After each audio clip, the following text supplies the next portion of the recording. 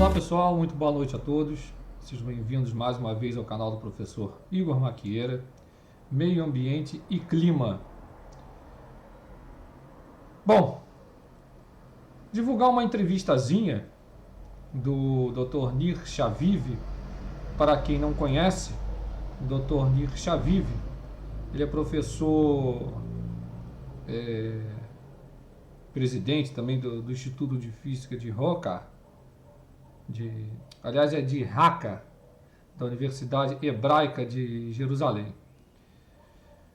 Bom, mas antes de mais nada, você que está chegando agora, não é inscrito no canal, inscreva-se, ative as notificações, deixe seus comentários, o seu like, quem puder, faça a sua colaboração.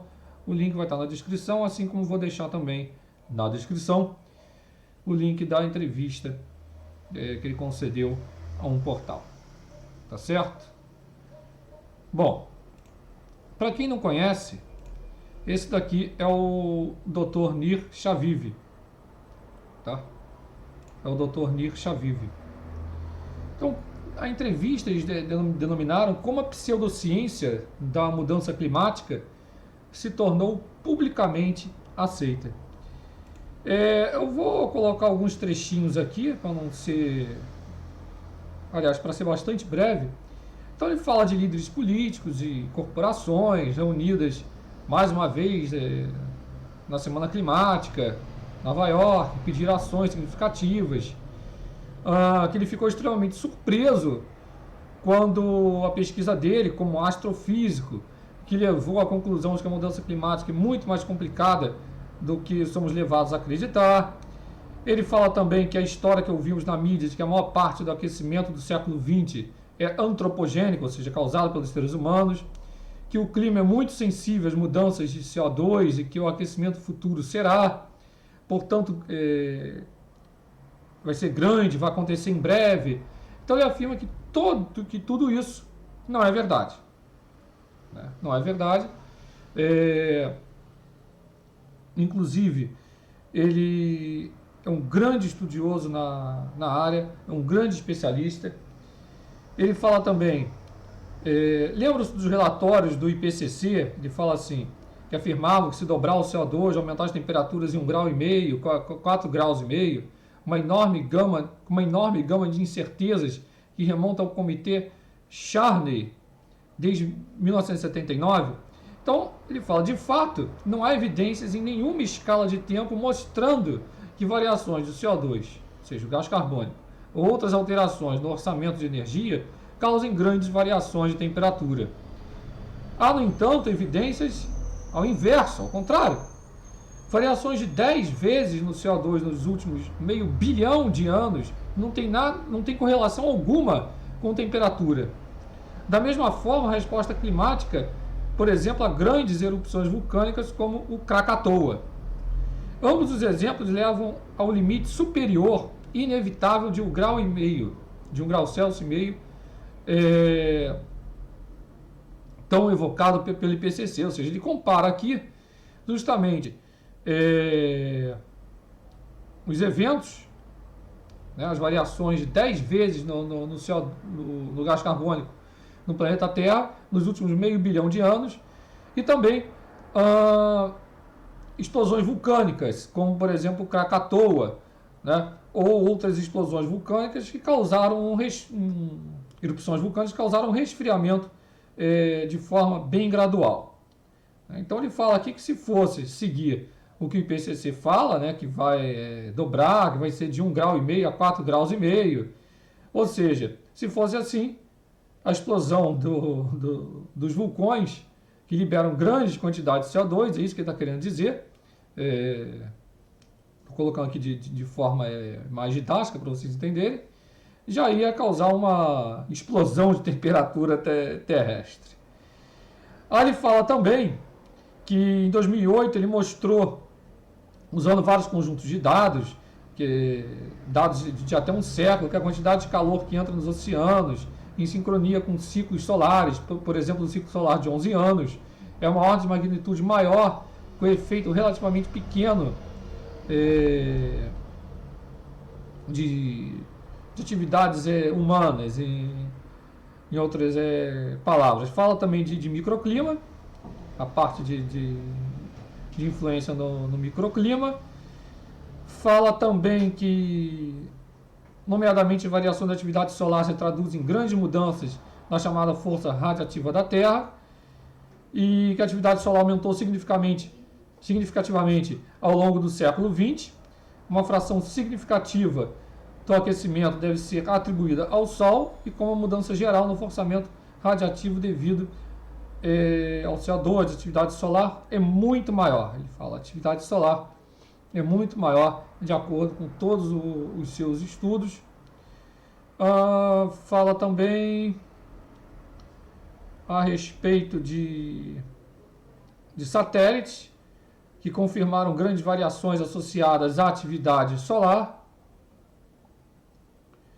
E ele finaliza colocando o seguinte, que infelizmente, como a comunidade climática desenvolveu um ponto cego para qualquer evidência que levanta essa bandeira, né, melhorando aqui, né, a tradução, ele diz o seguinte, que a comunidade climática desenvolveu esse ponto cego e que estão vendo isso tudo, essa mudança climática com uma visão muito distorcida, e que é um quadro científico extremamente instável, cheio de inconsistência, e que tudo é levado para a calamidade. Então ele fala até da senhorita Greta Thunberg, né, com essa mentalidade pública, fenômenos como da ativista infantil Greta Thunberg não são uma surpresa. O mais incômodo, no entanto, é que essa mentalidade comprometeu a capacidade de transmitir a verdadeira ciência ao público. Fala também que um bom exemplo foi no mês passado, a entrevista que ele deu para Forbes. Poucas horas após o artigo ser publicado online, ele foi removido pelos editores por não atender aos padrões editoriais daquela revista. Ou seja, o fato de você falar a verdade se tornou politicamente incorreto, né? Incorreto, de ter alguma discussão científica, e levou o público a aceitar uma pseudo-argumentação que apoia toda essa publicação, que apoia todas essas publicações, e cenários catastróficos. As evidências para o aquecimento não são apresentadas, essa correlação de aquecimento com atividades humanas, e que grande parte desses cientistas precisam fazer o apelo para um consenso inexistente que 97% dos cientistas, né? E ele fala também, a ciência não existe isso. É o que a gente cansa de falar aqui. Aí ele fala aqui se o mundo ocidental vai conseguir superar essa histeria em andamento nos próximos anos ou nas próximas décadas. Ele fala aqui que não apenas está ocorrendo inconsistências crescentes entre modelos e dados, mas uma força muito mais forte que está mudando as regras do jogo, ou seja, justamente aqui, melhorando o que ele escreveu, ou seja, que os dados estão sendo massageados, em outras palavras. Fala também da China, o senhor Xavive, que quando perceber que não pode mais confiar no carvão, vai começar a investir pesadamente em energia nuclear para suprir suas necessidades crescentes. Que aí sim vai se ter um combustível neutro em carbono, que produz energia limpa e barata, e que ele fala também, em outras palavras, que não vai tardar para perceberem que o aquecimento global nunca foi e nunca será um problema para a humanidade, ou seja, que isso não passa de um engodo científico. Enquanto isso, o CO2 existe na atmosfera, vai aumentar a produção agrícola, como foi observado em regiões áridas em particular. Afinal, ele é o alimento, entre aspas, para o vegetal. Então ele é presidente do Instituto de Física de Raqqa, da Universidade Hebraica de Jerusalém, o Dr. Nir Shaviv, uma sumidade nessa área de climatologia. E eu deixo para vocês aí no link na descrição a entrevista completa. Basta dar um Googlezinho Translator, tá mais ou menos de 0 a 100%, tá com 90%,